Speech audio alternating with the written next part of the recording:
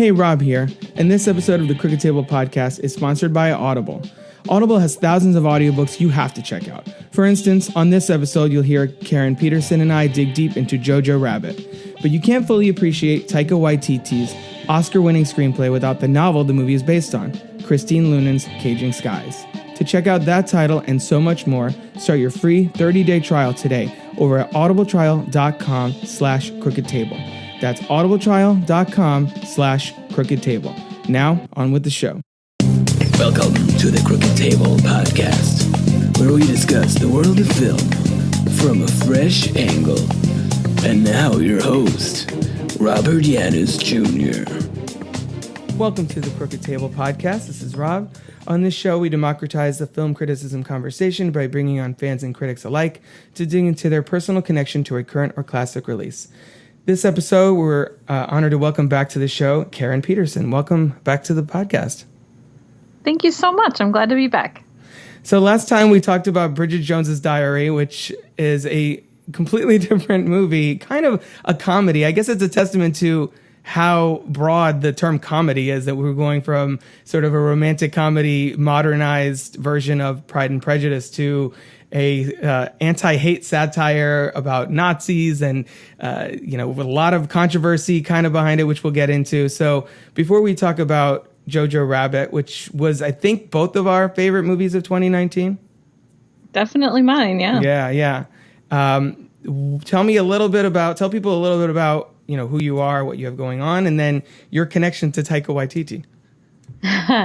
Well, thank you so much. So I'm actually assistant editor for film and television at awardcircuit.com. And I also have a separate podcast called Citizen Dame, where my co-host and I talk about film from entirely a female perspective. But over at Award Circuit, I cover films and television, mostly looking at things that are kind of in different awards races and things. And so Jojo Rabbit was one that was on my radar from the moment it was announced, mostly because I'm a huge fan of Taika Waititi. And it was one of those movies where the first time I saw it, it was at a little screening room at the Fox Studios lot. And I sobbed through probably half of the movie. And this was in September. It was way before it ever came out in theaters. And I just knew right then that it was something really special that was going to stay with me. And it really was just immediately a favorite film of mine. And so it was really a big honor for me. I mean, I've been a fan of Taika's since, I guess it really started with What We Do in the Shadows, which was one that I saw. Yeah, it was such a funny thing because I was at the AFI Film Festival here in LA in 2014. And I was in line for the secret screening of Clint Eastwood's American Sniper. And I was talking to someone else in line, as you do at festivals. And I asked, what else have you seen that's good? And this lady's like, oh my gosh, you've got to see this movie, What We Do in the Shadows. It's so funny. And she tells me a little bit about it. And they weren't having any more screenings at that festival. So I requested a screener from the publicist. And so I had to sit and watch it all by myself on a tiny laptop screen. And I was just dying. I thought it was the funniest thing I'd seen in a long time. And so I've really been a fan of his ever since then. And I don't know, like, I know a lot of people loved Jojo Rabbit last year, but I honestly don't think anybody talked about it as much as I did. Well, that's why, that's kind of how this started, how this conversation happened, because, the Taika Waititi news for Star Wars came out, finally, confirmed officially on StarWars.com. And I immediately was like, I got to see what Karen thinks of this. So I went to your Twitter, and I was, of course, validated by your enthusiasm for a Waititi Star Wars. And I was like, okay, we got to talk about Jojo Rabbit, because I remember all award season that you were really like stumping for the movie. And I was kind of right there alongside you. Like I really love, Parasite and a lot of the other movies nominated. But there was something specific about Jojo Rabbit that spoke to me that that kind of that emotional aspect that you were mentioning earlier, where like through half of it you have like either like a lump in your throat or whatever. Like I watched it last night laying in bed on my iPad mini, and I was still getting emotional. And this is like probably fourth or fifth time I've seen it, as if I was watching it for the first time. So I mean, I agree. I'm 100% behind you on that. And it was, I think, the controversy surrounding it, which I don't wonder if we should get that out of the way first, since it's kind of ridiculous and I don't want it to like hang over the whole conversation.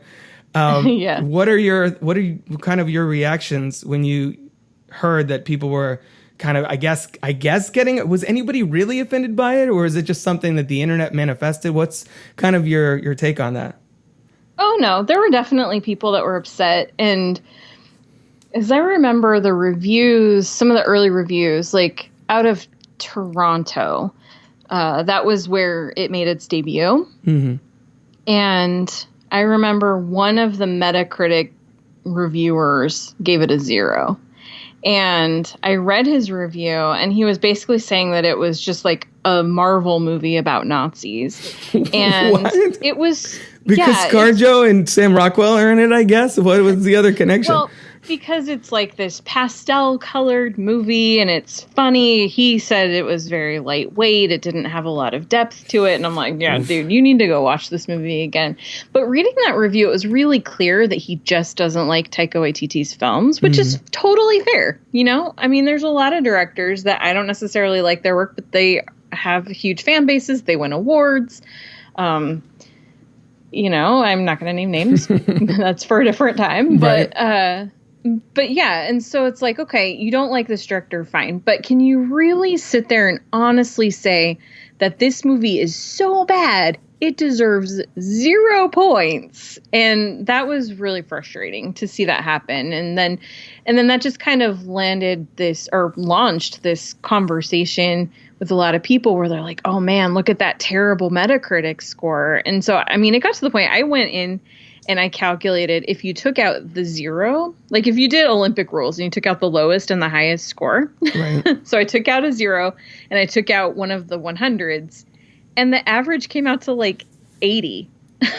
Wow. And I was just like, this is not as bad as everyone thinks it is. That one guy who just has this gripe is dragging down the average, and people don't take the time to look deeper at what's going on. And so that was one of the problems. But it was really interesting because a lot of people were complaining. They thought that it made Nazis look, it glamorized Nazis, that it didn't get into really how bad they were.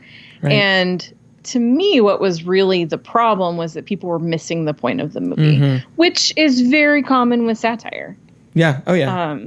Yeah. If you're not in on the joke, then yeah, it's going to look like they think Nazis are fun. But if you're really paying attention, even if you don't get the joke, the text of the movie makes it very clear that this is not okay, that the characters in the story, outside of Jojo Betzler, who is the 10-year-old point of view character of the movie, like the rest of these characters all know that what's happening is terrible. And it's very clear. So it was one of those things where I think it was just odd to see so many people just flat out misreading the movie and jumping to conclusions that just were not there. Yeah, I mean, I we'll talk more about the humor later, but it's so exaggerated that I don't know how anybody thinks that they're in any way, shape, or form glamorizing. Like, I was like rolling my eyes when you said that. I was like, really? The glamorizing? Not like, I feel like it does, if anything, the complete opposite, and it makes them look like, I could see maybe like buffoons. Yeah, exactly. That's the exact word I had written down. It makes me feel like, if someone, with a Jewish heritage maybe is watching this movie and they're like, I don't think that's cool that they're making light of this in this way. That's a total valid take, but I don't think glamorizing it is like, it's as far from the movie's intention as possible. If anything, it's just like, look at these idiots, how they just don't get it. Like, and they're demonizing this race in such a ridiculous way. They have horns, they smell like Brussels sprouts. I mean, all of this stuff. It's like, seriously? How does anyone buy this at all? And that's why I think the opening is so strong too, not only with Jojo and Adolf, but also like the credits with the music kind of really playing up like how they were like rock stars in the way back in the day, Nazis to certain people. And it's, we're kind of getting ahead of things, but it's... Well, one thing I think is really important to point out that keeps getting missed by a lot of people in these conversations is the fact that Taika Waititi is half Jewish. Mm-hmm. Yep. And it was funny. I think it was at the Oscars. Okay, this award season was crazy because I got to have experiences that I've never had before. And one of which I think I was going to bring up and I forgot, but one of which was I got to actually present him an award. He won, I'm part of the Hollywood Critics Association, and he won the award for adapted screenplay, and I got to be the one to present it. And that was really a special moment. It was crazy. But I was covering the Oscars. I was in the press room this year, my first time doing it. That's and it was amazing. The whole time I just kept thinking, like, at some point someone's going to realize I do not belong here. I am not cool enough to be in this room. But I somehow fooled them all. So that was cool. But hope they never hear this then. So you can get, I know, whenever the Oscars happens next time, who knows what's going on with that. Yeah, that's a whole other topic. Yeah, exactly.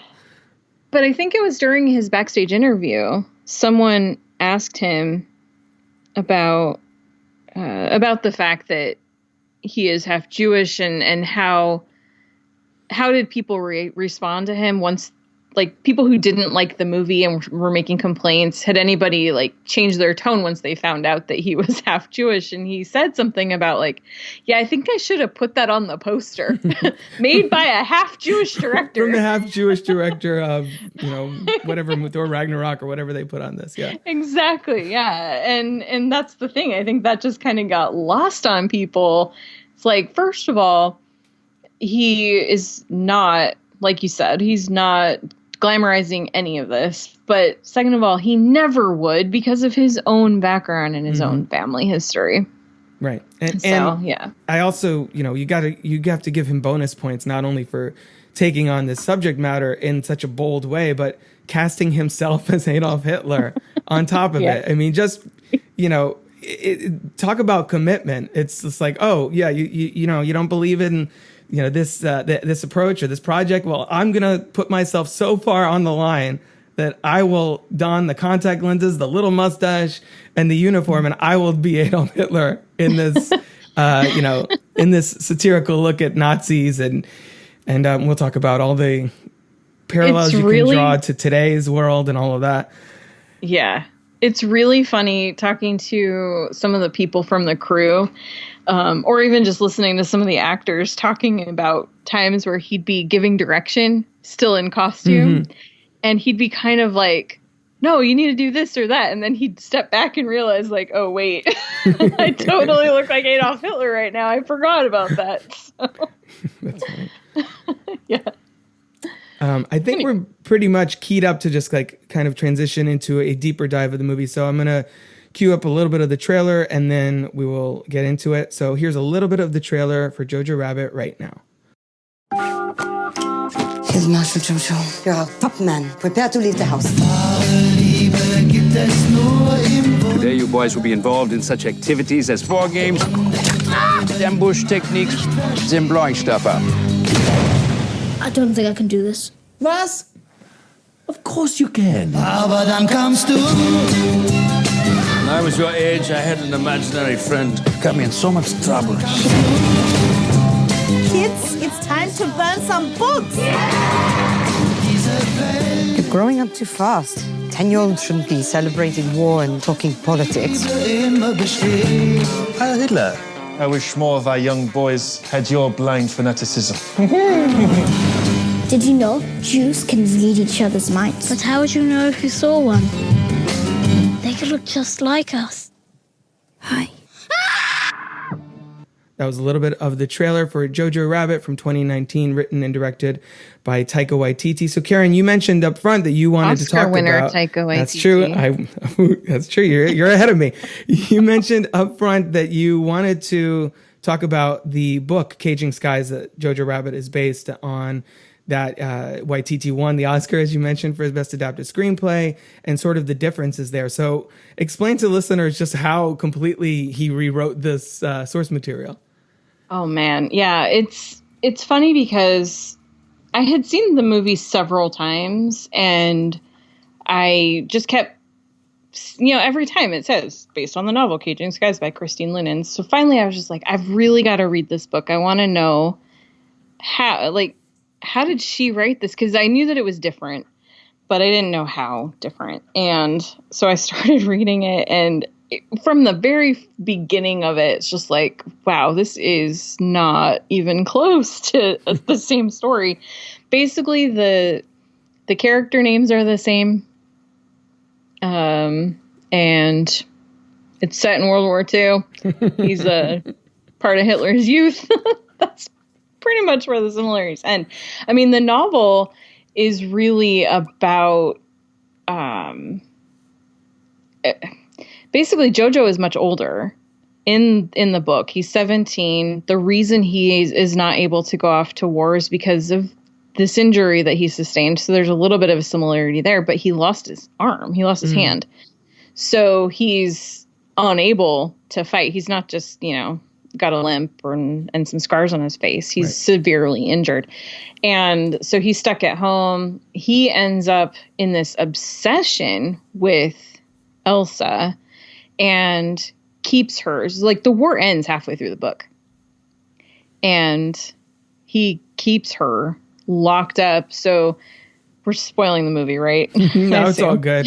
It's fine. Okay. People have had time to see it. Go see Jojo Rabbit. We both love it. Like, you can rent it for $2 on Redbox. Right, exactly. Whatever. So, but yeah, so at the end, when he lies to her and tells her that Germany won the war and she has to stay, well, that happens in the book, but that's at the halfway point. And so then he keeps that lie going for years. Oh, wow. And yeah. And so it's very dark. It's very disturbing, and it's very deeply unsettling. Whereas the movie, when you tell that similar story, but you remember that this kid is 10 years old and literally has no one else in the world, it makes that situation much different.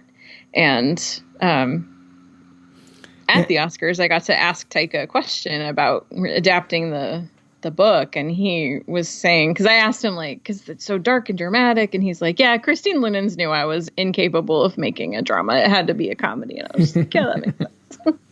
Well, I think there's a lot, obviously you lose the sympathy for the character if that's what's happening so long, but also him being much younger. I think he's kind of by nature more endearing, because you can see, like, from the very beginning of the movie, you can see that he is kind of uneasy with everything that's happening around him. Like, he, in the Hitler youth camp, they're killing the animals or they're burning the books, and he's like very like hesitant to participate, even though he puts up this front of, Panther courage and all this stuff in the beginning of the movie. It's like he's trying to psych himself up so that he can, like Elsa says later, belong to a club. Basically, he's trying to push aside I guess the goodness in himself, basically. And I think that that's a lot easier to buy with a 10-year-old than it is with a teenager, because they are so, like, even more so sort of impressionable and partially formed. Like, they don't even know really who they are at all when they're 10, let alone 17. So I think that's definitely a critical turn. And to that point that you mentioned, I wanted to make sure I threw this out there, when he does lie to her about the war and says that Germany won, this movie has such a deft tonal balance that I was thinking to myself, is he going to tell her the truth? Is she going to, like, panic and kill herself while she's in the crawl space? Like, I had no idea which way this was going to go, because the movie, like, shifts effortlessly, though, but shifts from, like, absurdist comedy with, like, the Nazi clones to, later Jojo finding his mother hanging in the town square. So I mean, I think that moment really hinges on kind of that the combination of genres that Taika pulls off. Mm-hmm. Yeah, absolutely. And the fact that Jojo is 10 in his story is really important because ultimately this is a story about hope. Mm-hmm. And when we look at how to change the world, we always have to look to the next generation. And a 17-year-old, well, he starts off in the book 17, but by the end of it, he's in his mid-20s. So that's an adult. That's a fully formed human being. Right. Who has already basically become who they're going to be. And there's not much that's going to change that person. Yeah. When you look at a 10-year-old, yeah, that's the future right there. And he can see the world differently. He can learn the errors of the world that he's grown up in. Because if you think about it, this is 1945 that this is taking place, 44, 45. In Germany and Austria, the war started in 38, 39. So this has been his entire conscious life. Mm-hmm. He's never known a world that wasn't at war. Right. And he doesn't have, I mean, as the movie really highlights, he doesn't have his father around. So he's kind of hinged his parental, his father figure by basically kind of looking in at Adolf Hitler for that. So he has an imaginary Hitler that he kind of runs things off of. And another aspect of this movie that's not in the book, if I'm correct. Yeah, absolutely. Yeah. There's no Adolf Hitler character. He definitely reveres the Fuhrer, but he doesn't see him because he's way older than that. And he's past the point of imaginary friends. But yeah, I think that relationship is really significant. And it's one that's easy. This is, goes back to what we were talking about before. This is really easy to misunderstand because when you're watching it, you forget sometimes that this isn't just a story that's being told to us as it happened. This is a story that's being filtered through the experience of a child. Right. And through the mind of a child. And so everything, this isn't supposed to be a literal interpretation of who Hitler was. This is how a kid understood who Hitler was. Right. And so the things that happen, the conversations they have, are a 10-year-old kid's imaginings. And I think you need, it's like, if you take that character out, I could see people having much more issue with this. But the fact that Hitler's portrayal is so over the top and so buffoonish and so satirical, and to the point where he's making most of the jokes at a lot of points throughout the movie. He also kind of gives us more of the surrealist side with he's eating the unicorn head for dinner and things like that. I think it helps us really track Jojo's development over the course of the story, where at the very beginning he's like, oh, am I ready for that? I don't know if I'm ready for this, Adolf. And you looking for him for approval, for confidence, for a validation. And then by the end, he's like, fuck off, Hitler, and kicks him out the window. And I think that's kind of, you need to have that for a movie that's supposed to obviously show, not tell. You need that dynamic to kind of visualize his internal struggle and his journey and his kind of becoming over the course of the movie. So I think that's, I mentioned, but I want to sort of break the movie down by Jojo's 3 relationships. If I'm not mistaken, I think there's only 2 scenes that he's not in or that we're not seeing from his perspective. And those are the 2 with Elsa and Rosie. Yeah. So maybe we should cover those 2 scenes first, or we can wait till we get to the Jojo and Rosie stuff. What do you prefer? Do you want to do Jojo and Adolf or hit the Elsa and Rosie stuff first? Well, we've already been talking about Adolf, so let's just finish that one up. Cool. So first of all, Roman Griffin Davis, how did he not get any Oscar nomination or any, he didn't really get much awards attention for this. He got nominated. Yeah, I think he got nominated for Golden Globe or Critics' Choice, maybe both. I can't remember. I'm pretty sure he was, I don't know. Yeah, he did get a Golden Globe nomination for sure. Okay. Yeah, and the thing is, he was very much in the conversation for an Oscar nomination, but it was a tight year, and this is actually this is part of the conversation I started earlier today, where just because somebody didn't get nominated doesn't mean they were snubbed necessarily. I don't think that people just completely looked past him. It is hard for children to be nominated for Oscars, especially boys. There are more girls. For the leading performances too. Yeah. And there's no way you could definitely. category fraud this into supporting. It's literally the title character. So Right, exactly. But there were probably 10 solid possible contenders for Best Actor this year.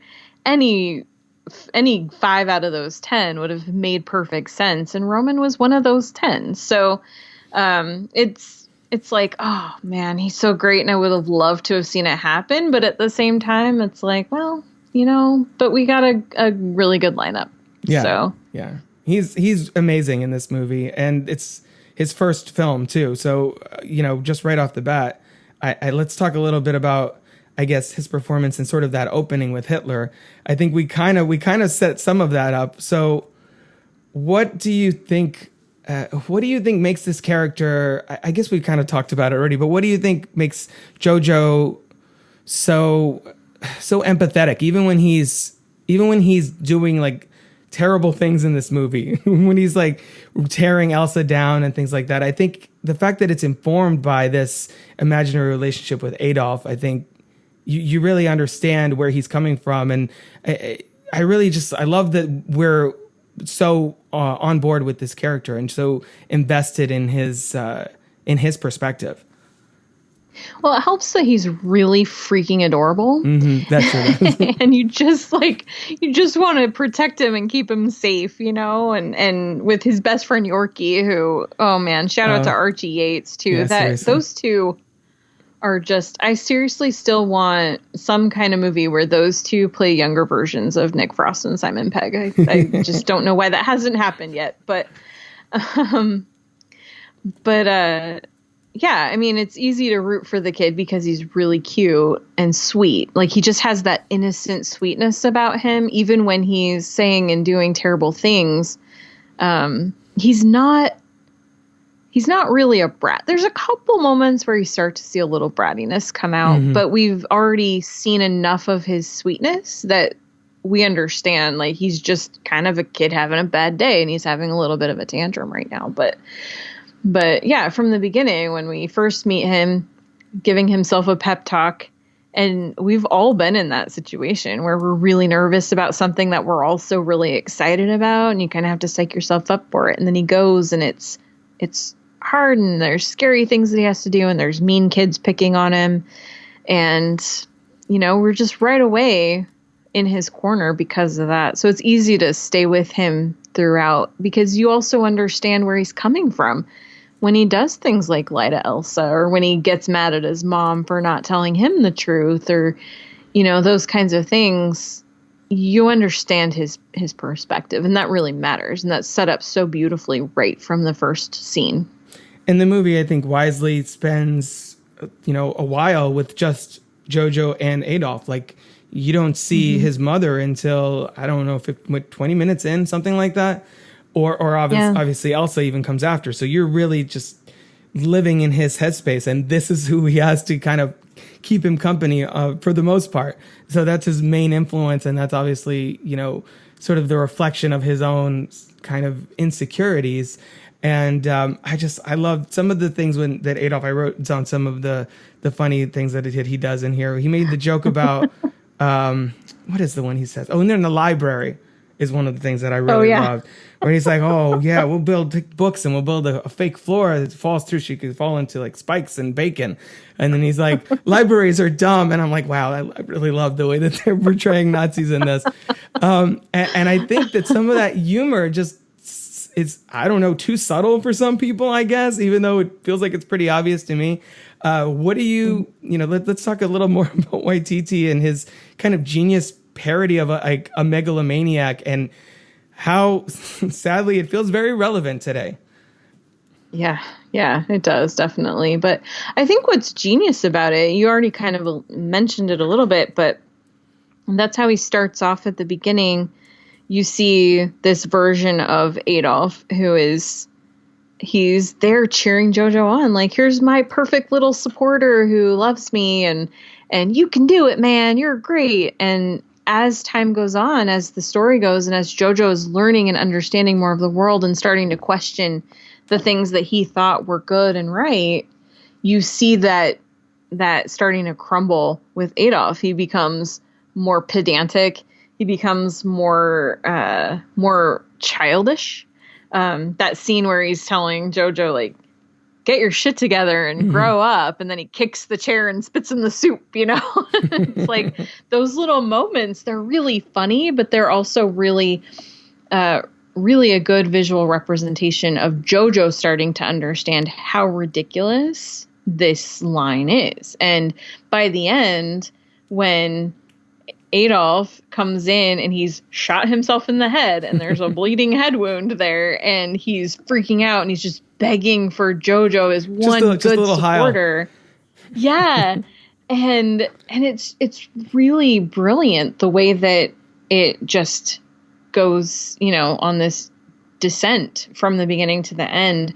And I just think the way that Taika does that, it's always, Adolf shows up always just at the right moment.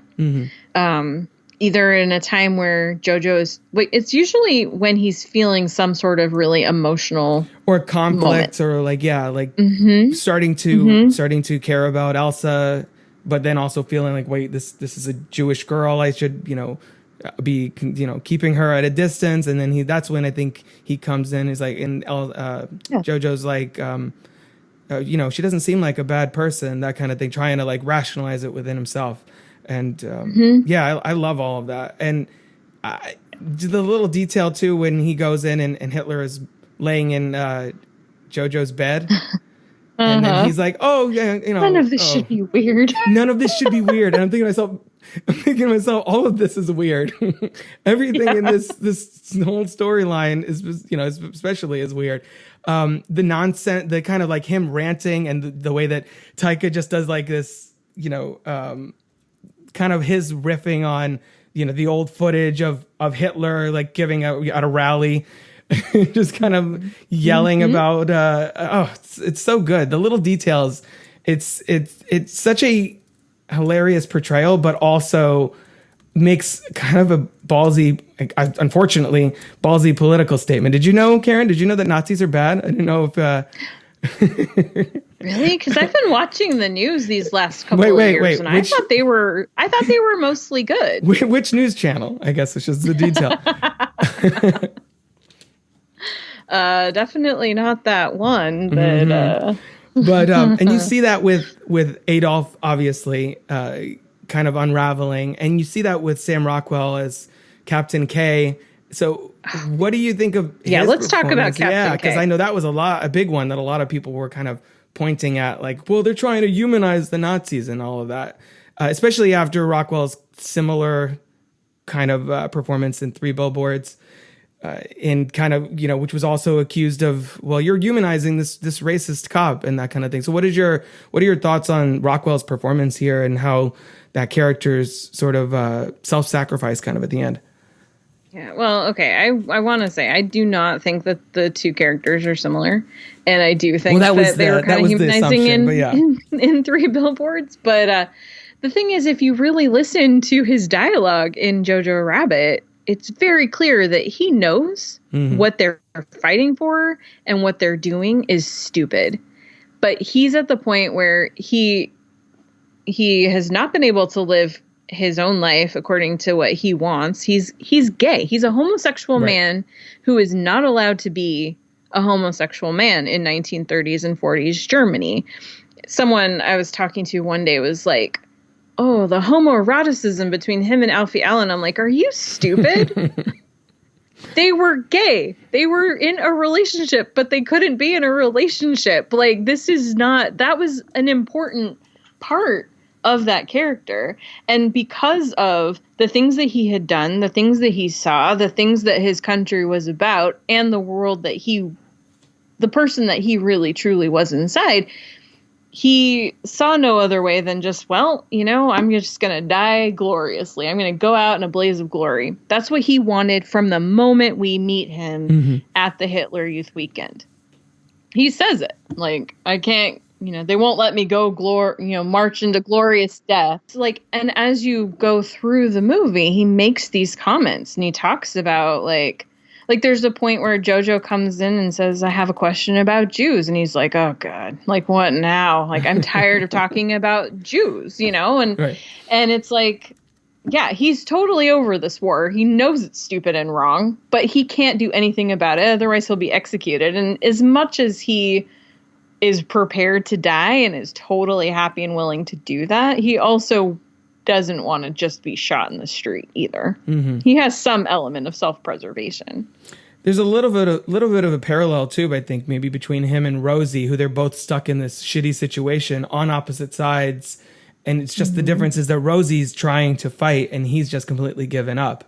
And, how he actually kind of becomes more of a kind of twisted father figure to Jojo in a way than Adolf does by the end of it. And then But has he completely given up though? He's not really a whole lot he can do. Like you said, he's just kind of making the best of a bad situation, I think. Yeah, absolutely. And that's the thing. Like, he's not willing to put a bullet in his own mouth. Right. He's just kind of just living in like, well, whatever's going to happen is going to happen. But the thing is that even though he on the outside is still very much a Nazi, and he's still very much, he's training these kids, he's working with the kids, whatever, and he has thoughts about that, but he's not doing anything about it. And he's helping prepare for this invasion that's coming. But then when he has the opportunity to turn in Jojo and Elsa, he doesn't do that. He saves them. At the very end, he chases off Jojo and says, oh, that kid's Jew. He saves Jojo's life twice. Right. And I think that that's someone who sees, not that he sees a future for himself, but this comes back to what I was saying before about Jojo being a 10-year-old kid and he's the hope in that next generation. And I think that's what Captain K sees is like, it's too late for me, but it's not too late for these guys. Like, there's still hope for the future. Right. And that's a really sweet moment with him and Jojo, where he's saying, sorry about your mom. She was a good person, like a real good person. And then kind of, pushes him out, basically. One thing I noticed on this viewing that I don't think I picked up on, at least the first time, was it seems to me that he head specifically to Jojo's house because he knows that the Gestapo is on the way. I didn't pick up on that the first time. Like, I just, he happened to be there. That's convenient. But then I picked up on earlier in the movie because he says, you tell me, we tell the SS, they tell the Gestapo, blah, blah, blah. So he's obviously in the headquarters. So he must have heard about the suspicions, probably about Jojo's mom, rushed over there to make sure Jojo didn't get kind of caught in the middle of everything. And I think the difference between this character and the one in Three Billboards is that guy completely believes in his ideology is sound at the beginning of the movie. And this guy's is already broken in half long before Jojo rolls up onto the Hitler Youth Weekend there. So I think, go for it. Yeah. Well, the thing about Captain K is we don't know anything about who he was before. We only know that at this point, he's just kind of like, fuck it, whatever. I'm sorry. Can I say that? Yeah. I've already thrown a couple out there. Go for it. Okay. I usually ask ahead of time, but yeah, and that's just kind of his attitude now. But we don't know, did he join the party because he had to protect himself, or did he at the beginning actually think like, yeah, sure, Hitler's got some good ideas? I tend to think that that's probably he joined because he had to, not ever because he wanted to. Right. But he also, part of that conversation that he has with Jojo, and when he's saying like, yeah, your mom was an actual good person, I think that's tinged with some regret because he couldn't be that good of a person himself. He didn't have the courage and the strength in himself to do what she did. He just kind of went along to survive. Right. And I think his sexuality is obviously the motivation behind that. I think when the Nazis were coming up, he was like, well, I guess in order to hide the fact that, I'm a gay man in this environment, I guess, sure, I can't beat him, join him. But I don't see anything in that character to really lead me to believe that, oh yeah, he was all about this once upon a time. As opposed to Stephen Merchant's character or Rebel Wilson's character, or, I mean, honestly, we don't know where Alfie Allen sits exactly, but he seems more into it than Captain K does.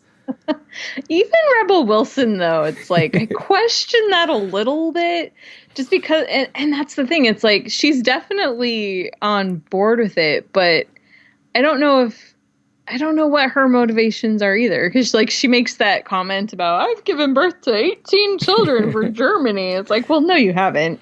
But so it's like, she's totally fine lying, and we don't know anything about if we don't get a sense. Like, she definitely says things that make it clear that she's lying and she knows that she is, but we also don't know if it's because of, like Captain K, she's just trying to protect herself, or if it's because, like, well, I'll say whatever I have to because I believe in this. Right.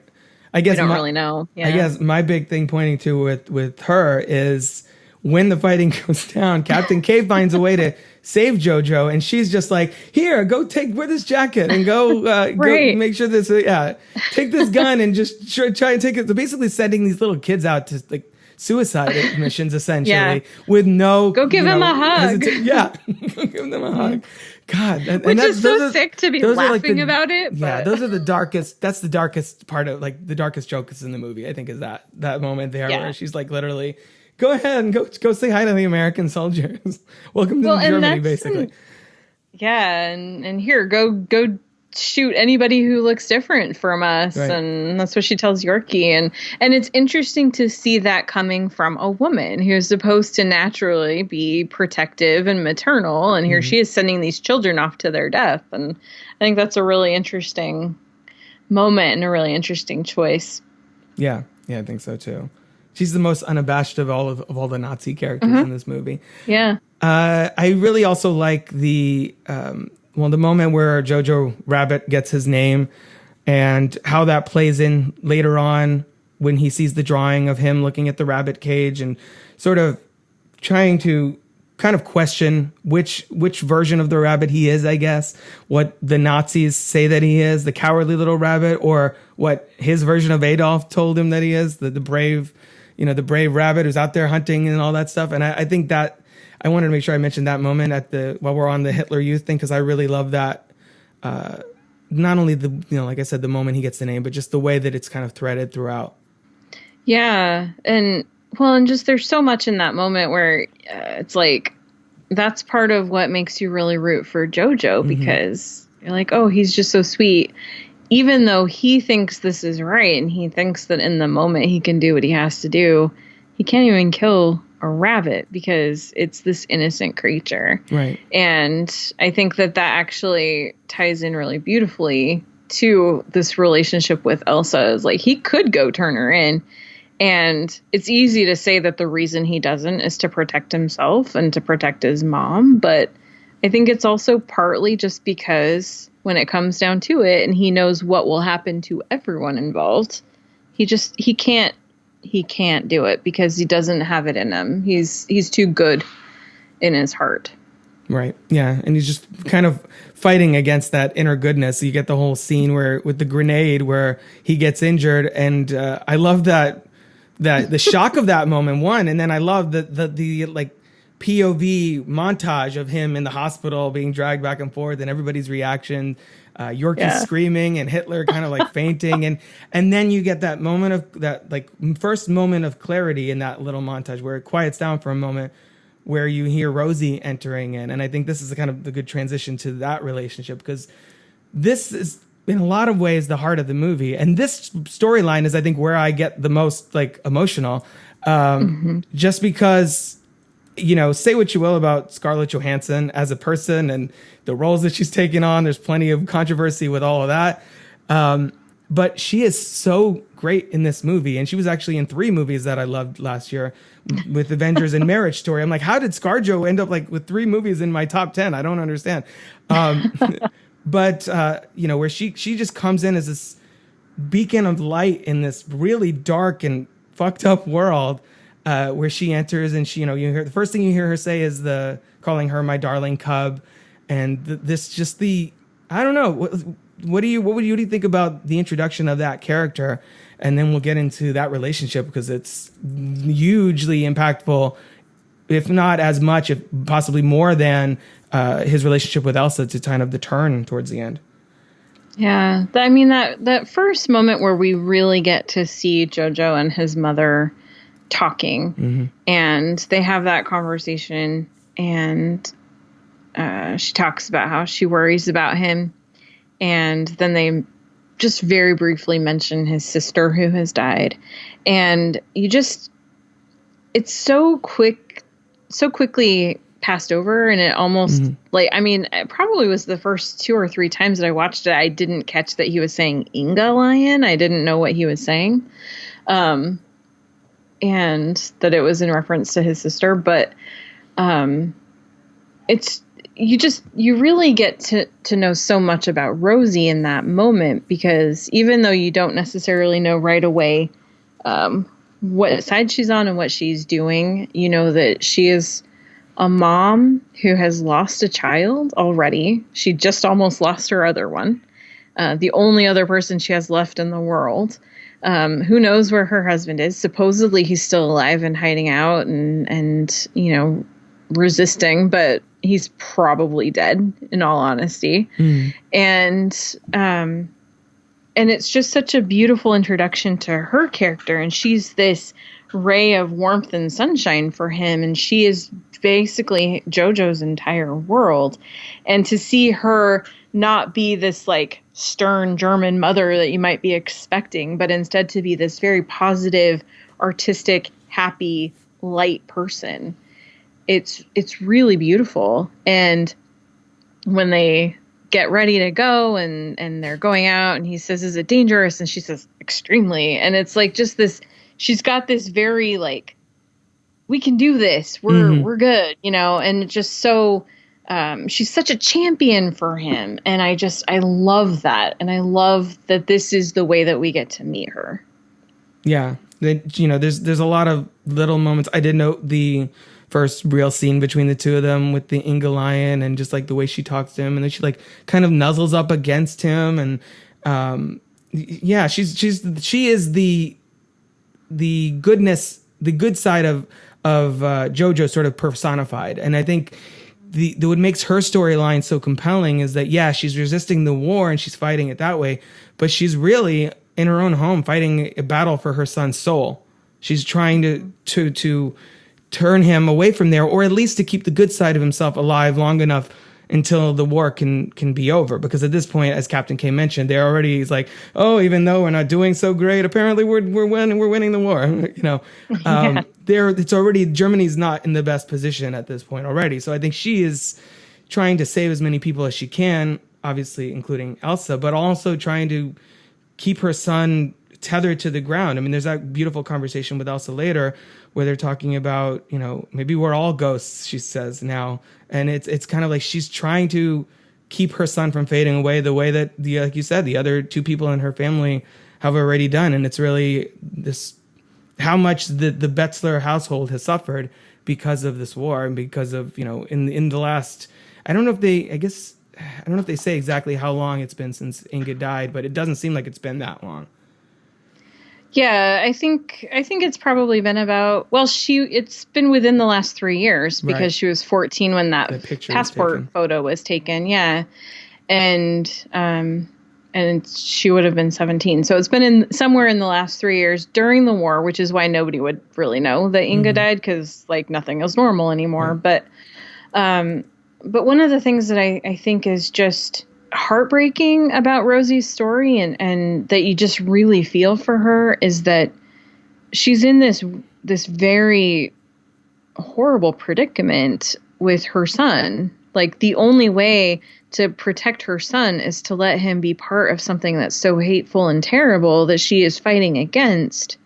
And she can't tell him the truth. She can't tell him what these people really are all about. She has to face the choice of risking his life and her own, if he knows what's really going on, or letting him grow up in a world where he becomes this terrible, hateful person. And I can't imagine I'm not a mother, but I can't imagine being a mother and having to make this choice to let your son think it's okay to hate people in order to keep him safe, that's the only way to do that. Mm-hmm. She's constantly sort of towing that line and trying to relate to her son in what he would perceive as inoffensive ways, like almost all the time. Like, it's like, it reminds me of nowadays trying to like talk to your parents or go into Thanksgiving and be like, let's just not talk politics at all. She's like, this table is Switzerland, you know?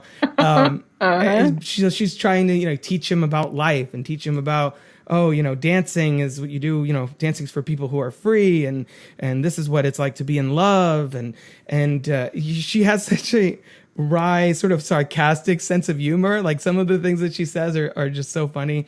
She says something like, how, you know, look at me, I'm cursed to look incredibly attractive. Sort of one of the instances where it's like ScarJo reminding us that she's ScarJo in that moment. We're like, oh yeah, that's right, you are. The other one that I like, that I always think of too, when he tells her that he heard something and she starts to panic, and he's you know, then he says, oh, I heard a ghost, and she says, oh, how sad for you. She's like, but it's sadder for me because I have to live with a crazy person. Just like the way that she kind of deflates that, like, sort of self-seriousness that he has. It's just, it's a beautiful model for being positive in a really shitty time, and also for trying to focus on the good stuff and keeping your kids' life as light and positive and upbeat and optimistic, which I know is a synonym for positive, but you know where I'm getting at, as possible. And, you know, even like tying his shoes, and so that he kind of falls over. And that's the other thing. The shoe thing is so well seated throughout this movie. Oh yeah. Yeah. And the first time that you're watching it, you don't really pick up on, it's like, okay, he's getting therapy, and so then his mom's standing right next to him, and so that's his view. Or when they're out for their bike ride and she's standing up on the wall and dancing around, and that's his view because that's how high that wall is. And so you don't realize until that turn how significant the shoes are. Right. But it's so well done so that in that moment when Jojo's following a butterfly, a beautiful butterfly, as you know, it's starting to turn from winter into spring, and he follows it, and then all of a sudden there's his mother's shoes, and you know immediately what it means without them having to drill it into you. And that's part of what makes this film so brilliant, is that that's a shift in tone, it's a shift in message, it's a shift in just overall, this is what this story is, but it feels natural and it feels right. And the timing of it is very perfect. Everything about that, the color palette changes, the music changes, and it's just so well done that it doesn't feel like your emotions are being manipulated. It just feels like you're feeling exactly what Jojo is. Mm-hmm. Yeah, it's a complete gut punch. And the way that it's, not only is it set up well with, you know, them even seeing the hanging bodies early on, and Jojo already obviously on the side of the Nazis, is still sort of like, wait, what did they do? Like, he doesn't even completely understand what's going on with that. And she says, you know, what they could, which is echoes, like, there's so much in Rosie that you see embodied in Jojo by the end of the movie, obviously with her shoes going on Elsa, but also he says the extremely line. He says, you know, Jojo, you know, today you're 10 and a half years old, just do what you can. So when that moment happens, it is such a, it's like thematically continues the through line as well, because she was telling him about the butterfly, what it feels like to have to be in love, the butterflies in your stomach. And so just when he starts to be like to to understand or come around to his mom's way of thinking, and things are starting to look up. It's like the rug is pulled completely out from under him. And, it's the one moment where we sort of see him unabashedly not fighting his emotions. He's not conflicted. He's not, there's no moment where he is out in the square, sees his mother's body, which again, as you mentioned, Taika does so tastefully, where you see the shoes. We don't get a shot of like ScarJo's bloated corpse or anything. It's just very graceful and intimate in a way, without ever going above her ankles. That he is just like clinging to her legs, not even, even though these are obviously people that are opposing the Nazi party, and that probably doesn't look the greatest to the people around, that he's, so sympathetic to them, to what's happening. It's just like, it's the one moment where he's just completely emotionally barren, as we are. And if it wasn't for one other scene that we haven't really talked about yet, it probably my favorite scene in the movie. But I think there's one other one with Rosie that trumps it barely, in my opinion. Yeah. Well, what's really beautiful too about that moment, in a very heartbreaking and sad way, but it's the way that he goes.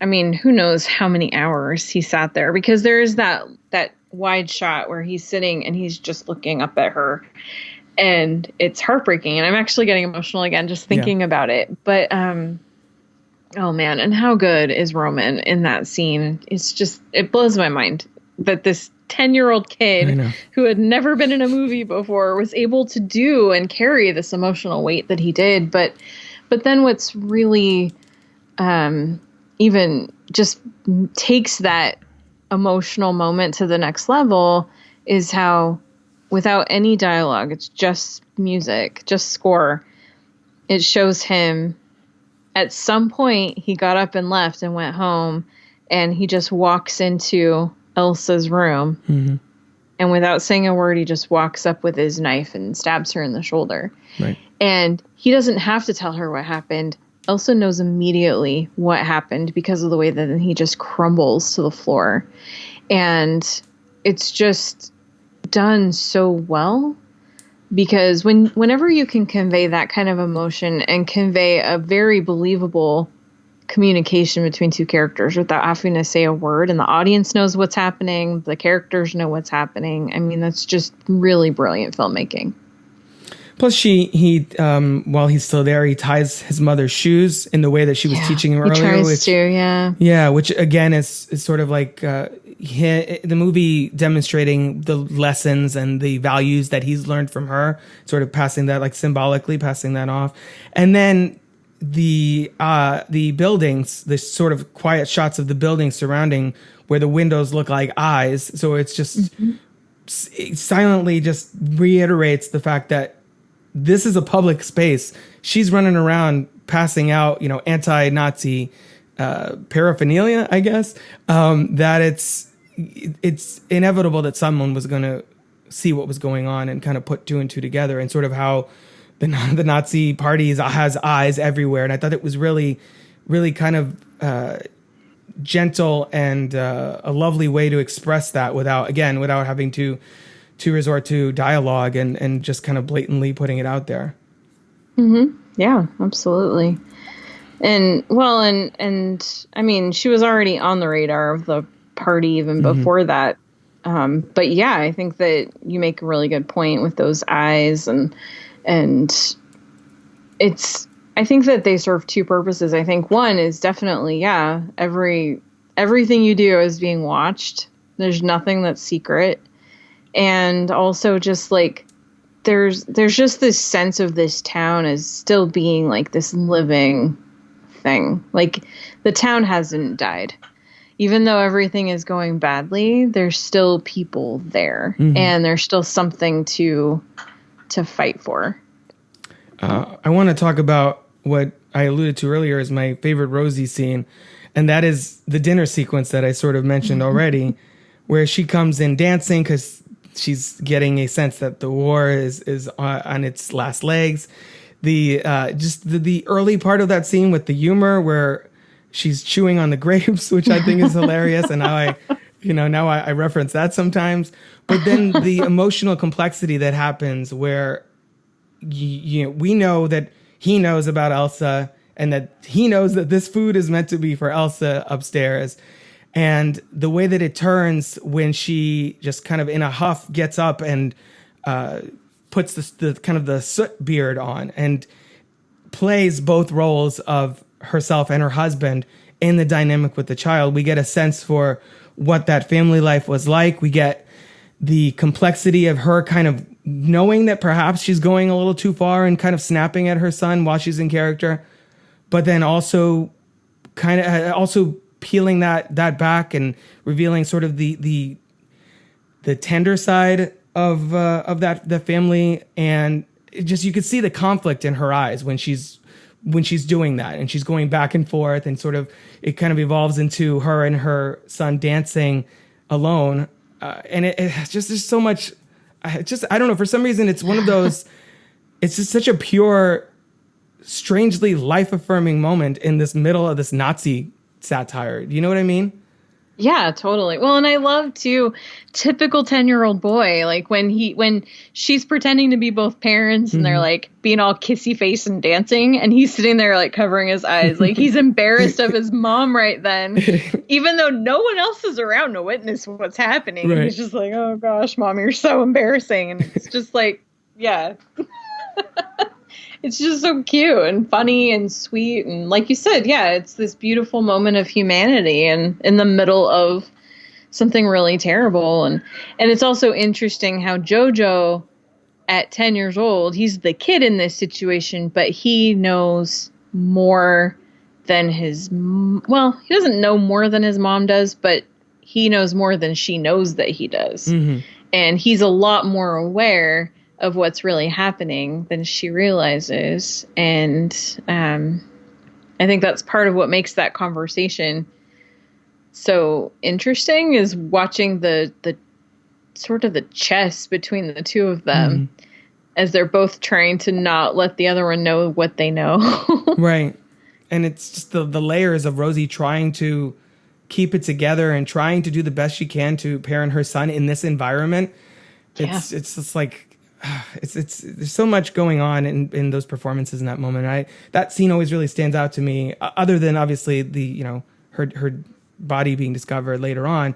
It's as one of those, everything, actually now that I'm thinking about it, kind of everything Rosie in this movie really gets me. I had a conversation with someone a couple months ago about, I think it must have been right after the Oscar nominations, and someone was really mad that Scarlett had gotten nominated over Thomasin McKenzie, which, I mean, I would love to have seen Thomasin get nominated. Absolutely. I think she was so great. In a perfect world, they both would have been.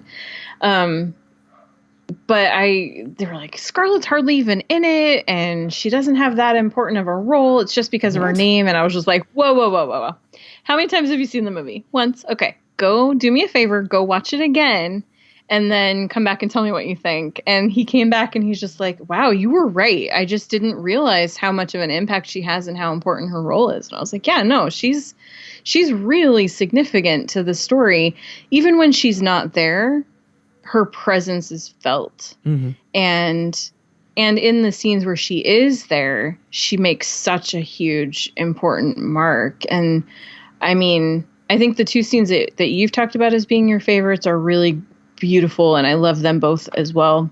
One of my favorite scenes with Elsa is actually one with Rosie is one of the ones with just her and Elsa, when they're talking about what it means to be a woman. That's exactly what I was going to get to next, was going to be the Rosie Elsa stuff. So that worked out perfectly. Oh my gosh, so those scenes, so you have the two instances where we see the two women, the two central women in Jojo's life at this point, having conversations. The first one is about Elsa's survival, and just where they mentioned about, maybe we're all ghosts now, and she says, this is, you win by staying alive. Basically, you stay alive today, tomorrow, you make to make tomorrow the same. Like, as long as someone's alive to oppose them, basically, they never really win. And so that one's really focused more on Elsa's kind of plight of being, having to be hidden from, as we learn later on, passed from one household to the next to just keep her out of off the Nazis' radar. But then the second one, as you mentioned, is the whole thing about how really pinpointing that Elsa herself is also a child. She hasn't lived. She hasn't done it. She hasn't looked a tiger in the eye or any. She hasn't really experienced life because this has been her life for probably a few years, probably. So what is it about that scene specifically that resonates with you so much? I think I love the fact that, this comes back to a little bit about what we were talking about with the dinner scene, where it's this moment of humanity in the middle of this really terrible situation. So you've got Elsa, who's captive, who thinks that this is just how it is now. And what purpose does my life even serve at this point? Mm-hmm. And she's losing hope. She's been locked up for who knows how long. And then you've got Rosie, who has her own struggles and her own frustrations and her own fears with how things are happening. And she's trying to protect her son, but she lost her daughter, and she's talking about how she's going to watch Elsa. She's going to be the one. She's going to watch Elsa grow up instead of getting to watch her own daughter. Mm. And even though we find out that doesn't get to happen, just the fact that that's how she regards Elsa is really a really nice development of their relationship. And it really makes that whole conversation special because you get the sense that Rosie is going to be rooting Elsa on no matter what happens in the war, no matter what happens in life. Rosie is committing to be a mom to Elsa and is going to teach her, she's offering to teach her, like, this is what it means. And these are the things that you're going to get to experience. And she's trying to give her hope, even though Rosie knows things are hard. And who knows if any of these things that she's telling her are actually going to be able to happen. But she knows that this kid cannot lose hope, and she's just going to do everything she can to make sure that she still believes that something good can happen and that her life has meaning and that she does have the possibility of a future. Mm-hmm. Yeah, things to look forward to beyond the crawl space in her daughter's bedroom. And that's a testament to Rosie's sort of resilience, that she's so, like, I kind of admire her character in the face of all of this. I don't know how she stays that kind of upbeat and putting up, obviously it's like she's putting up she's a strong face for her son and all that, but it's like it's really admirable how she handles this situation with everything within her household with both of these children. And it is also, to your point, her performance in this movie it kind of reminds me of the Mahershala Ali thing in Moonlight. Like, he's not in that movie a lot. He's only in like the first third and then he's gone. And Rosie's screen time is doled out a little more throughout the course of the film. But similarly, whenever she's not there, she is referenced in some way, shape, or form. Whether it's the shoes or whether it's a conversation with Elsa, she permeates the entire movie. And in a lot of ways, she is kind of the beating heart of the film. I also think that's a good transition to the Elsa stuff, the Jojo Elsa relationship, that the only one that really survives to the final moments of the film. So what I loved about this, first of all, is it goes back to Taika's like brilliant satire here, is how her introduction plays so perfectly like a horror movie. Like Michael Giacchino's score, which we haven't mentioned at all yet, which is amazing. It just completely changes for this whole sequence, and it's like you're watching The Grudge or something all of a sudden. So what are your thoughts on that sequence and the way that she right off the bat proves her strength and her merit and her worth, and in that scene, but then actually even kind of a little bit later when they're having the whole conversation and about what are Jews like, and she gets him in essentially a chokehold, saying, there are no weak Jews, that whole thing. What are your thoughts on that character's sort of strength right out the gate and how it informs her character and what she's been through? Oh, I love Elsa so much. Yeah, but I think that, I mean, that introduction, that's survival mode for her. Yep. She's playing with this kid because she feels like that's what she needs to do to get through to him. She remembered him when he was a little kid. So even though it's been a long time and he doesn't remember her, she definitely knew who he was. And so she just does what she feels like she needs to do in that moment to keep him from calling and ratting her out, because she knows that that's instant death for her. Mm-hmm.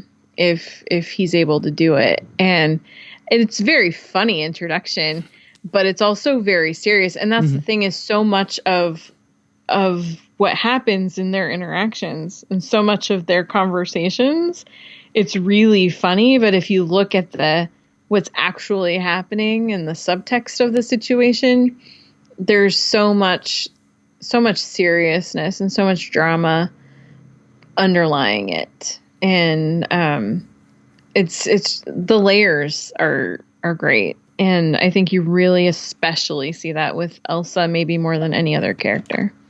Well, you have this movie set during World War II in Nazi Germany, and it's kind of this burgeoning friendship and sort of one-sided romance between a Jew and a Nazi, kind of. Well, he thinks he's a Nazi. That's the whole... And I love that conversation, too, later on, where she's like, you are not a Nazi, Jojo. You're just a little boy. You know, we sort of mentioned it earlier, who likes dressing in uniforms and wants to belong to a club. And, it's in ideological struggle, basically, between the two of them. And it's in another way, it's kind of Elsa's fighting for Jojo's soul at a certain point. So it's Elsa and Rosie sort of trying to save this kid from this pervasive dictatorship that's taken over their country. And I think the way that the movie goes back and forth between, say, you know what I am, say it. It's like a Jew, and she's like Gesundheit, to just cutting back and forth between the humor and the like. It's just, it's so well done. And it scares the shit out of Jojo, which is fun to watch. After watching him sort of, in this Nazi youth environment for the first part of the movie, seeing him kind of cower, as well as Adolf, is kind of is exhilarating in a way, too. Well, what's interesting is that you've got Rosie, who she's absolutely adamant that Jojo can't know about Elsa because he won't be able to keep his mouth shut, and that'll be the end of all of them. And then you've got Elsa, who Jojo found her by accident. She was trying not to get caught. She didn't want him to know that she was there, but it just happened. And so she found a way to make sure that he would stay silent. And so she's trying to communicate to Rosie that, like, hey, it's possible to deal with this, and it's possible to reason with him and to educate him. She sees that, probably because she's closer to his age. Whereas, and also she's at the point where, I mean, what else can she do? Whereas Rosie is willing to let him become and believe things that are so wrong and terrible, because she thinks that that's the only way to save him. She doesn't, in some ways, and I mean, I think this is true of most parents, like, in some ways she doesn't know her son as well as she thinks that she does. And I think that for Elsa to identify that, there's actually something that can be done here, and we can communicate, we can get along. And I think that that's really important. And I think it's interesting that is coming from someone who is going to be in his life much longer, because of course his mother, which we don't know at the time, but his mother will not be there to see him grow up, while Elsa will. And Rosie's kind of operating from it's just a phase mentality, I think, and just trying to... She's trying, yeah. Yeah, especially, since I think she hopes or knows or sees that the Nazis are on their way out, basically. And so she's just like, once that goes away, maybe Jojo will kind of come back to me. Right. But she's also willing to sacrifice that and to accept that he may not ever come back to being that good, thoughtful kid if it's what saves his life. Right. She's willing to accept that. Let's talk about, first of all, I love Elsa's explanation of what Jews are. And she says, we're like you, but human. Some of their early interactions, Jojo being younger than her by several years and walking into the room being like, "Excuse me, little girl," things like that. I love that. Just like the little subtleties in their relationship, and how in a way, in kind of a strange way, the power of art is what binds them. What keeps their relationship going is this book that he's working on, which it feels like in a way it's kind of the Springtime for Hitler of this movie, in that he means it to be serious, but it ultimately, it comes across kind of the opposite way. It has an unintended reading later on in the film when he's looking over at the book afterwards, after knowing Elsa and realizing, wait a minute, this is what I thought this, like, just pinpointing just how much he's changed from the beginning of the film. But also in the letters from, air quotes, Nathan, I really think that those are such strong devices to link these characters, to give them a reason to continue to talk, to give more development on Elsa's backstory, as we learn later on with Nathan, and the fact that she's just basically, Jojo's kind of inadvertently giving her hope, giving her some form of, if nothing else, entertainment, and at best, reason to keep going, motivation to not like slit her own throat with the DJ knife in the little room, because as you mentioned, she is sort of losing hope at certain points throughout the movie. And I think it's a fun reversal or unexpected subversion in a way, that Jojo's intentions initially to kind of taunt and destroy her is ultimately what kind of saves her in the end. Yeah. Well, and when he changes the tone of the emails, the letters, and like the first one is, "Yeah, I'm breaking up with you. I met this other girl." I love when he's like, "And we laugh and do the tongue kiss." Like, that's such a kid thing, It just cracks me up every time. But when he sees her reaction and he thinks that she's so upset because he said he's going to break up with her, right, he doesn't understand. He can't possibly know that she's upset because she knows that he's toying with her, and it's just stirring up the fact that she's lost this person already, and she's already had to deal with that, and it's stirring up this loss.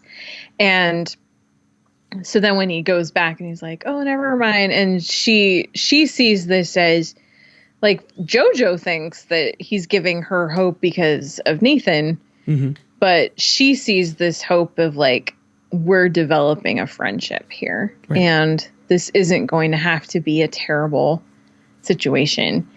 And there's more to this kid than he's letting on, even at this point in the movie. Yeah, he's savable.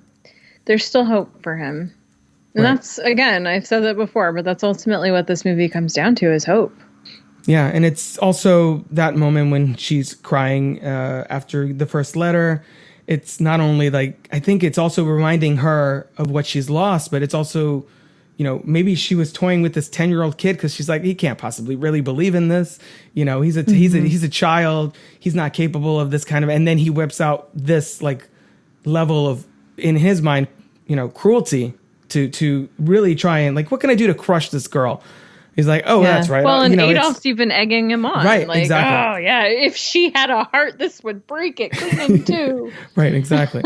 And just, her reaction to that kind of gives him that moment of pause. It's the first real moment of compassion he shows towards her in the whole movie. And it sets them on this course to where he actually falls in love with her at a certain point. And, that I just love the way that their relationship builds. Yeah. Well, and this is where you really see how the movie is relevant today. I mean, we talk about how the fact that, it's insane to me that there are still Nazis in the world, but this is where there's really an important tie to what we see. And that is that when you have people that are different from you, or living lives that you don't agree with, or you just, like, there's a lot of hate in the world. But it's always interesting when you talk to someone. I'm trying to think of a good example that won't get us into trouble to talk about. But let's just take the issue of, like, illegal immigration in the United States. Sure. And it's really interesting when you talk to someone who's just like, we need to shut down the borders. We can't let anybody in illegally. But then when they know someone who is undocumented, they maybe work with that person or they live near the family and they know that person, they're like, well, for everybody else, but that guy, I mean, I want to help him out. I really like that guy. And that's the whole point, is like, for Jojo, there's this enigmatic, like, the Jews are bad. But once he actually starts to get to know one and he starts to really have feelings and care about one person, he still thinks that the problem is all the Jews except for this one girl. But that's the whole point, is like, once we start to look at people as individuals, it breaks down those barriers of hate, and it makes it a lot harder to be against someone and against a group of people when you start to realize that you care for them as individuals. When you look at them as people instead of as this big group. Yeah, the example that came to my mind is just like, the parent who's staunchly against, homosexuality or same-sex marriage or whatever until their child comes out. And then they're like, okay, I reversed my decision on my position on this issue. Yeah, exactly. It's that kind of thing. It makes it hit home in a way that it's easy to make blanket statements on what other people should be doing in their life until you're actually faced with making that happen on an individual level and witnessing the consequences of what that actually looks like. And exactly. Yeah. And we go from this kid who's all about Hitler, his whole mission is to be his best friend, to be in his personal guard, much to Yorkie's dismay. I love Yorkie. No, I guess I'm just a fat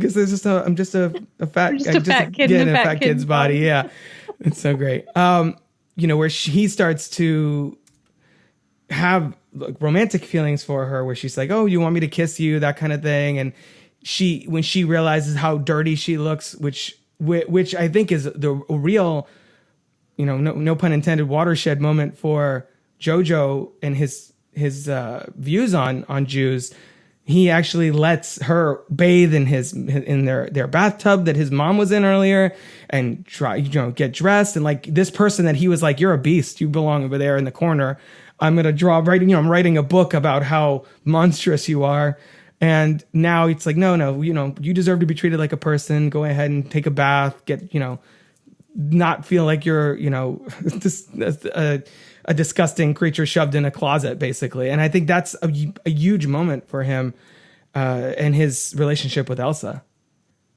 Oh, yeah, absolutely. I mean, there's just something so, what's the word I'm looking for? But I mean, I don't know. There's just something about just that idea of getting clean, taking a bath, taking a shower, whatever, getting clean. And you just you feel more human. Yep.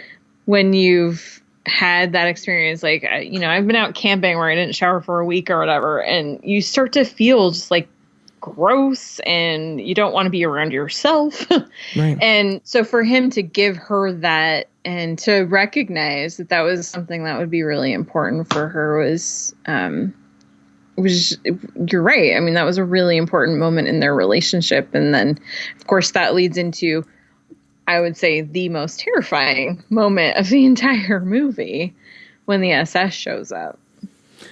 Yeah, and I love, one of the details I love about that sequence, well, it feels like completely, it feels like it's a huge shift in tone for the movie, one, because this is the embodiment of, basically as close as the movie gets to actual Adolf showing up at Jojo's house. But also, Stephen Merchant brings this different energy to the scene. There's all the Heil Hitlers, like the barrage of Heil Hitlers. It's like if you played a drinking game, every time somebody says Heil Hitler, this is the scene in which you pass out. Well, and that scene is part of why people think, oh, it's glorifying Nazis. And it's like, don't you understand this is mocking how stupid this is? Exactly. But like on the one hand, it feels like this really kind of broad comedy with Stephen Merchant and all the Heil Hitlers and all of that. But then on the other hand, if you look at it from Elsa's point of view, it's like, these are the people who killed her parents. This is why her, we see the scene a little bit, I think it's earlier. Yeah, a little bit earlier with the two of them standing out at the window talking about, what are they going to do now? And, your dad's out there somewhere, blah, blah, blah, looking out at the air raids. And it really kind of it highlights the fact that they're both victims of this war. Just kind of, until his mom passed away, different sides. He's victim because he got taken in by all this Nazi bullshit. And I feel like that should be the name of the episode, all this Nazi bullshit. And and she obviously more directly as a Jewish person had that kind of genocide and on the other side of it. And so her being in that position and having to fight for her own and Jojo's survival, but also having to pose as a German and her having to say Heil Hitler to everybody and kind of like be basically pretending she is one of the enemies, knowing what she's been through. Oh, it's heart-wrenching. Yeah.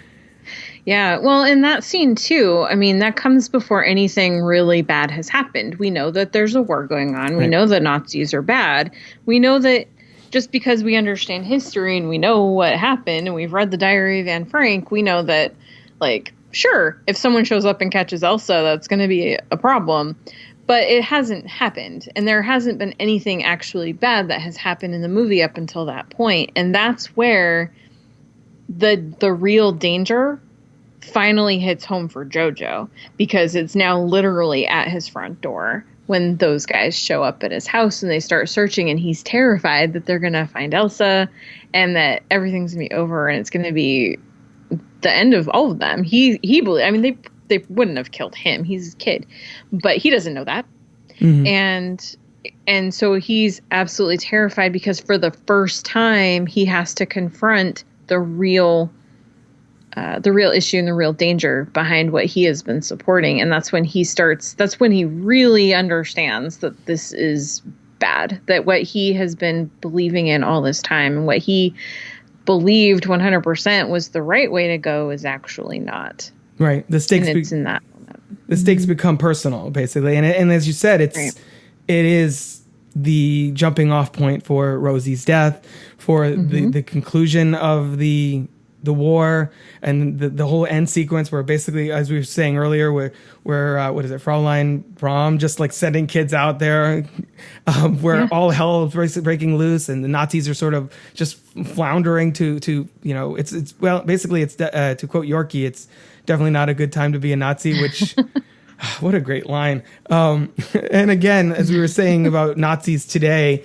that just having that line in the movie, I mean, people saying it's glamorizing it. Like, are you watching this? Did you see any of the movie? Did we see the same movie? Right, exactly. Or did you just see, they lose the war. They lose the war. They're all idiots. They have these bizarre, really like childish notions. Adults with like talking about Jews with horns and, I just think it's so crazy to me when I would see that on Twitter or whatever, that people being offended by this movie. I'm like, are you serious? Because this is like, all this movie is saying is, guess what? We're all people. Why don't we just love each other instead of being like, oh, I don't like this group of people. Let's do away with that, or let's judge them or whatever. Why don't you let's just be people and let's just all get along kind of thing. It's just, how do you look down on that message? Who is this? Who are these people that see this movie? So I'm on a little tirade now, but who are these people that see this movie that has it's bursting with heart and humanity, and it's like, I don't understand. It's actually kind of in a way, to me, kind of the most unlikely feel-good movie of last year, that you come out feeling sort of emboldened. You're like, yeah, that's right. You go, Taika. Like, let's stop tearing people down all the time. Yeah, well, and it's because it leaves off on such a positive moment. Like, right, so the war ends, basically. Germany loses. Yeah. Jojo goes home and tells Elsa, just sorry, Germany won, you have to stay. He has that lie because he's afraid that she's going to leave if she knows the truth, and he's going to be all alone. And he doesn't want that. He doesn't want to be alone, and he also doesn't want to lose her because he loves her. And so what I think is really interesting about the way that, like, you have to watch that whole ending sequence from both of their perspectives, because when he comes back and he's just like, okay, well, I've got a plan to get you out. And he thinks like this is totally fine and this is normal. He does not understand. He can't possibly understand how terrified she is. Mm-hmm. And so he thinks he's being cute when she asks, is it dangerous out there? And he has that callback to what his mom had said when he asked the same question in a situation that was very low stakes because he just, he'd been injured, but nothing was going to happen if he went outside other than some people might make fun of him. He doesn't understand that she's terrified that she could still be taken and killed. Mm-hmm. And so when he says extremely, because he's being playful and cute, he doesn't realize how that comes across to her.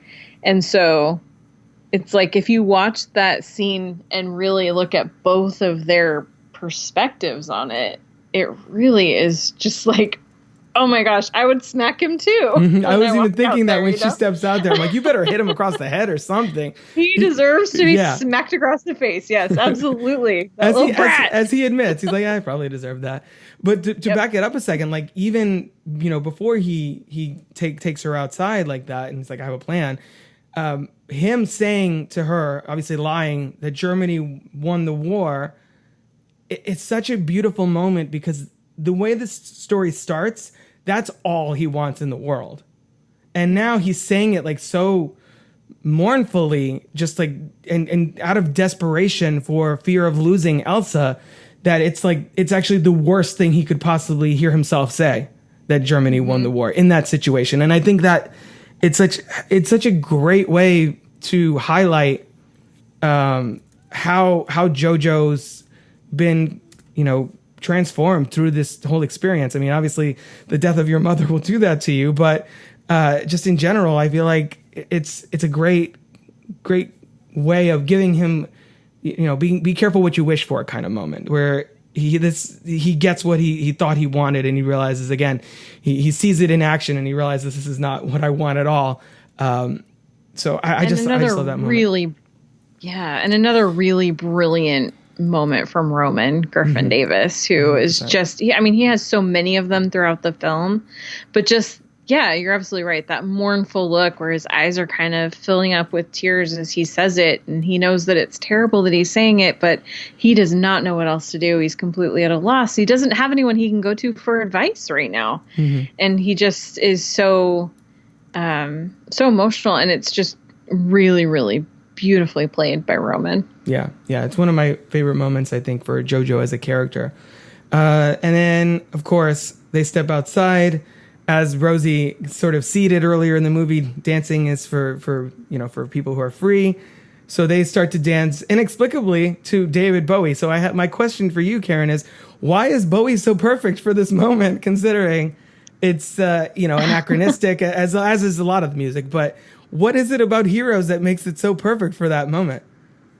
Well, that's the thing. I mean, we can all be heroes. Anybody has that capacity to be a hero. And for the two of them, without even knowing it, they were heroes for each other. Mm-hmm. And they got each other through the war. I get emotional thinking about it. I do. I sob at that scene every single time. I love that so much. And the fact that they're playing Bowie's German version of it is just like, love this. It's so perfect. I really want to talk to that music supervisor. But the sound I've listened to, obviously I do a lot of writing during the day, and I listen to a lot of soundtracks and scores. And there was a period where I was sort of had both of them for Jojo Rabbit in my regular rotation, just because the music is so impeccable in the soundtrack and, like I said, Giacchino's score. Just But yeah, I think that song choice. I mean, first of all, David Bowie is just such a great person to reference. And actually, now that I'm thinking about it, it's at least the second World War II movie where a Bowie song is anachronistically used. I'm thinking of Inglourious Bastards. So there's something about World War II and David Bowie, I guess, that just goes hand in hand. But yes. Well, he's hopeful, and everybody know, like, even if you're not a Bowie fan, like, there's just something about his music that is just, it's timeless and timely at the same time. Mm-hmm. And it just, the messages of his songs are, they just, it's perfect for this time where you're looking at what's next, what happens now. And I think that particular song was a great choice because we all can be heroes. Yeah. It's a movie that starts out with a little boy talking to Hitler and getting all psyched up about being a Nazi, running around hailing Hitler all over the town. And it ends with David Bowie and these two children kind of like in this dance of freedom and liberation from like this, hateful regime. It's a great movie. I mean, it's one that every time I watch it, I kind of notice more details and I appreciate it even more. And I'm glad it got an Oscar at least, if nothing else. And just the way it sends you out into the theater with the Rilke quote, the "Let everything happen to you, beauty and terror, just keep going, no feeling is final." It's just it sends you out into the world, being like, all right, go spread positivity and accept people, love, not hate. And I love that message, especially. I mean, and this was obviously pre-coronavirus, but especially in the last few years, without mentioning a particular person's name, having this message out there, I think is in a way even more potent than it would have been several years ago. Oh yeah, absolutely. And it's something that we see all the time. And I don't know, it's interesting just the making of this movie. I mean, I had the opportunity to interview some of the people that worked on it, from Michael Giacchino to Tom Eagles, the editor, to Rob Vincent, the production designer, Maya Zarubio, who did the costumes.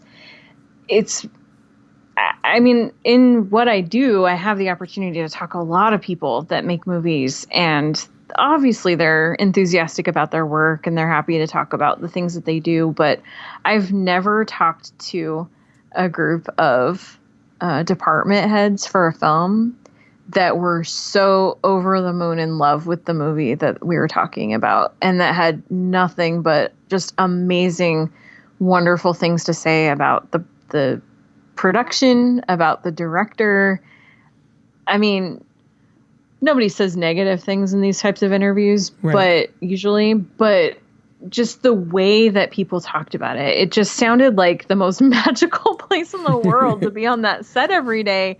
And the thing is, it didn't feel like any of them were just saying that because that's what they were supposed to say. Like, they really just became this family and they loved it. And I think that really shows through in the final product. And I think it's just such a special film, both for what you see on the screen and just for the love that people had for it behind the scenes. Yeah, and I think that sort of positivity and that sort of vibe that the movie gives off, I think it is kind of seems emblematic of like Taika's brand in a lot of ways. Like, I feel like you see that messaging and that kind of carry on through not only his films, but also like, his persona online and like the way he is in interviews and things like that. He seems like he is genuinely trying to put something good out into the world and like say something and contribute something positive. And that's why when this movie came out and, I loved it as much as I did, and it got Oscar nominations and it won, Taika's an Oscar winner now. And, the fact that he's now doing another Thor, the fact that he's doing Star Wars, and the fact that I'm sure he's going to put in more original stuff like JoJo in between those, it always, it's always really encouraging when you see people like that getting those kinds of opportunities. And the fact that his career has sort of blown up just in the midst of Jojo Rabbit and Thor and all this, I think that's definitely a good sign. And I look forward to what he has, coming up next and how that continues to carry through. And in addition to his irreverence, and obviously that's kind of what he's known for most, it feels like he brings a real heart to the movies that he makes. Yeah. Well, his next movie is called Next Goal Wins with Michael Fassbender. And that's supposed to be out this fall, I think. But yeah, I think that it's interesting because so often these these directors that make a couple of movies and then suddenly they're like a big household name. You hear stories about them. They're kind of this like, there's this accepted thing when it comes to male directors. And of course he's not a white man, so it's different. Sorry. But there's just kind of this accepted assholeness from certain directors. And like, especially ones that make really good films, you hear stories about them being just tyrants and dictators on the set, and we're just kind of like, well, okay, but I mean, it's fine, separate the art from the artist and he makes great art, and so many of them get ahead by being just awful people. But with Taika, it's like the opposite. It's like part of the reason that he has had so much success is because he's such an immense joy to be around. Being in his presence and having a conversation with him, like, you just can't walk away from that being in a bad mood. He won't let you.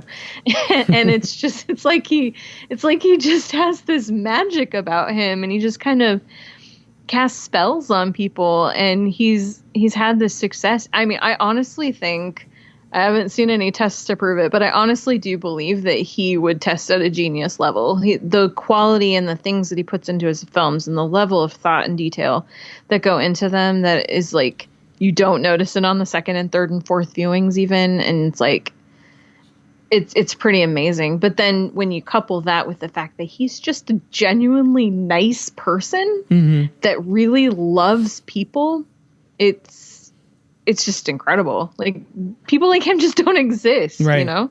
Right. And let alone achieve this level of success in a business that, as you were saying, doesn't normally reward being a good person. Yeah, exactly. Is there anything else about Jojo Rabbit we haven't covered? I just wanted to point, one last thing I wanted to say is that I love that Yorkie apparently realizes that he's immortal during the climax of the movie. He's like, I guess I can never die. And that he really needs a cuddle. I wanted to end it on a Yorkie note, because he is just the most unabashedly adorable part of this movie. But other than Yorkie and his irresistibility in this movie, is there anything about Jojo Rabbit we haven't covered that you wanted to make sure we mention? Oh, I actually would love to have spent a little bit more time talking about Jojo and Yorkie and their friendship, and how Yorkie just kind of pops in at moments when you just really need him there. And I would love to have seen him more, but I'm glad that he's not in it more, because he might have overstayed his welcome a little bit. Yeah, he feels kind of like, it's weird because Jojo has Adolf as his imaginary friend, but it also kind of feels like I almost said Archie, but Yorkie is kind of Jiminy Cricket, like popping up and like, hey, what's going on, Jojo? Oh, good for you. And he's in the Nazis and he's a soldier with them, but he's just kind of hanging out. He doesn't really know what's happening. And so you can't really like shift any blame onto Yorkie for any of this, because he's just, doing his thing. I don't know. It's just like he's the only character that's completely devoid of any culpability in anything. He's just kind of floating around, like, I completely disconnected from everything happening around him. And I love that. Well, yeah. I mean, it's funny about Yorkie because he is a Nazi. He does what he's told to do. He doesn't put up any fight about being handed a gun and sent off to shoot people. He's just like, okay, that's what I'm supposed to do now. That's what I'll do. He doesn't question it. But yet he's so full of love and life that you don't even think about him as being a bad person. Right. He's just doing what he's told. And I think that that's really important, because there are a lot of people that became Nazis. Like, this is going to be controversial to say this. I'm scared to say it. But there were a lot of people who just did it because they just didn't say no. Right. And I'm not going to say they were good people, because they weren't. But but it does humanize the people that were just kind of pulled into it. Right. Yeah. And I think that we see that now. I mean, there are people in my own family that feel certain ways about politics that I'm like, but I know you and you're a good person. And I can't reconcile how you feel about this thing with who I know you to be. Mm-hmm. And I think Yorkie's a little bit of that, but he's just so darn cute and sweet that we don't spend a lot of time thinking about the fact that he's willing to go out and shoot Americans and thinks that the Russians are going to come and eat their dogs. Wait, is that, I think it's have sex with the dogs and then eat have sex with the dogs.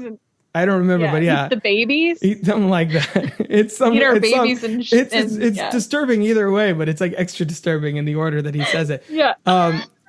But it's also, he's never really, like, he's obviously following orders, but he doesn't ever really seem judgmental when he's when Jojo's like, oh, I have this Jewish girl that lives in my Oh, good house. for you. Yeah, good for you, a girlfriend. Yeah, he's totally accepting of Jojo, and it doesn't really seem hateful, particularly in any way whatsoever.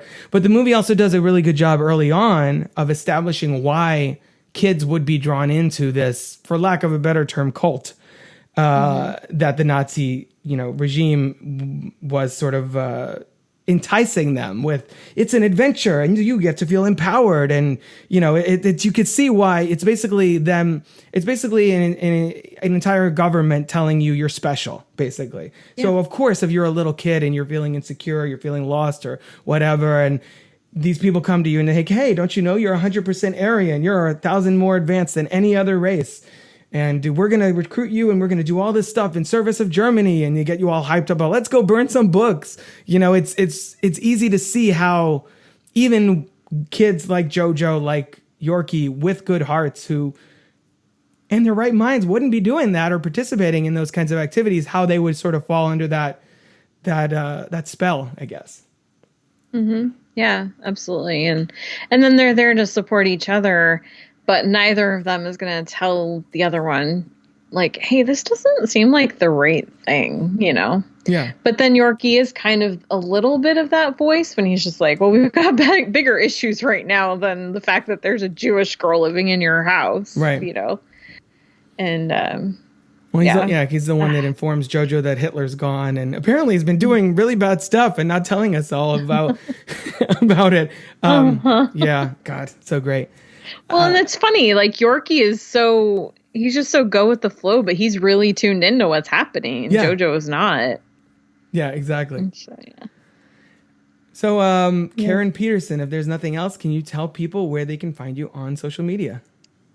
Sure. Yeah. You can find me on Twitter and Instagram and Letterboxd at Karen M. Peterson. Well, Karen, thank you so much for coming back to the show to talk about this. I haven't covered it on the show up to this point, and even though I spent all of last fall and the early part of this year really loving it, I'm glad we got the opportunity to talk about it, and we did so about as long as the movie is. So I didn't anticipate we were going to go so long, but in a way now I'm not surprised. We both have a lot of things to point out about. Basically, this was just like a 2-hour love fest of like, and then this part was so great. And remember this performance? I warned you. I could talk about this movie forever. I know. That combination, the both of us have a lot to say about Jojo Rabbit, but hopefully it was fun for people to listen to. So thank you for coming on. We'll definitely have you on again at some point, assuming we ever get the movie industry back to normal, maybe about something new like this, or maybe about an older release. We'll just have to keep in touch and figure out what will be a good movie to talk about next time. Well, hey, New Mutants is supposedly coming out in August now. I'll believe it when I see it. I have to, until I'm sitting in a theater and the credits start rolling, I'm not going to believe in it. And at this point, for that movie, it's not like, I'm sure it's not going to be great. I don't think it's going to be good. There's no way it's good and they hold on to it this long under any circumstance. I just want to see it so I can get cross that off my list. Do you have any faith in, now this is not related to Jojo Rabbit whatsoever, but do you have any faith in New Mutants being moderately decent? Like, where do you think it's going to fall on the spectrum? I think it actually could turn out to be decent. The fact that it doesn't sound like they've made any changes to the movie while they've been, like, since the last 4 release dates have been announced, I'm not sure how I feel about that. But, I mean, so many of the release dates have not been because the movie wasn't ready. That's true. It's been because of, like, acquisitions and pandemics. Like, the studio, and the studio not wanting to compete with, like, Star Wars or whatever. So yeah, I mean, so much of that has not been a lack of faith. And honestly, I think the fact that they're still giving it a theatrical release date rather than just pushing it out to VOD or Hulu or whatever, to me, that actually says that the studio has some faith in the movie. Yeah, that's a good point. So I don't know. That's a good point. I mean, who knows? Maybe it'll come out and then be amazing and we'll all be like, how did this happen? against all odds. Ad Astra had 5 release dates, and that turned out to be great. I loved that one. So. Yeah, we'll see. Well, maybe we'll have to do some kind of New Mutants follow-up next time then. All right. But thanks again, Karen. I appreciate it. Thank you so much. It was fun.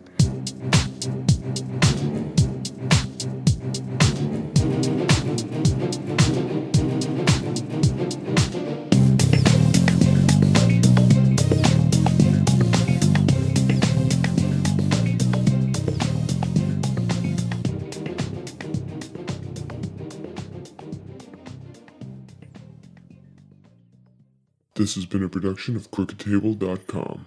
All rights reserved. CROOKED.